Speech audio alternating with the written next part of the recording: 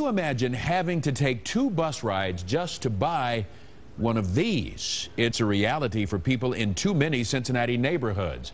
Now, a new effort is underway to improve access to fresh fruits and vegetables in those communities. 9 News reporter Bill Price is live in what's called a food desert to explain why it's causing many young families to struggle. And Bill, for those who don't know, what exactly is a food desert? Well, Clyde, let me try to explain it this way. The several hundred students who attend the South Avondale School, according to some researchers, many of them live in a kind of food desert. That means that their families often have to travel several miles or take several buses to be able to get to a grocery store that offers fresh produce.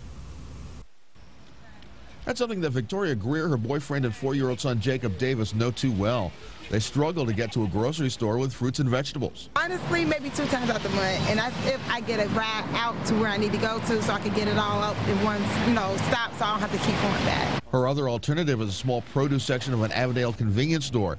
The owner says he tries his best to keep it stocked with oranges, apples, tomatoes, and other produce, but too few of his customers want it. I'm not saying there's nothing wrong with it. Me personally, I just don't trust that. That's defeat to my kids. Montiel and Roselawn face similar problems. Lots of fast food restaurants and convenience stores, but little in the way of fresh vegetables and fruit. We're probably at least 10 grocery stores, full-service grocery stores, below what the national average says a city of our size should have. That's why Councilmember Wendell Young is calling for a public hearing for Thursday night on the lack of grocery stores. He says we have to find new ways to bring independent grocers to these neighborhoods or help small convenience stores better meet residents' needs. He says large supermarket chains are not villains. And I'm not blaming them for chasing the dollar. They have a responsibility to their shareholders. But at the same time, there are people left behind who need those services. So I understand that, but why does everybody got to suffer? We have elderly people that can't just get mobile and get to places easily either.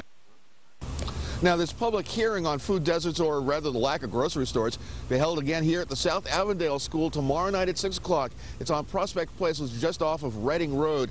And, of course, we'll be watching to see what happens and if there are any solutions that get the crowd's attention. We'll, of course, let you know about that. Clyde, Carol. Be interesting to see what happens. Bill Price reporting live in Avondale tonight. And by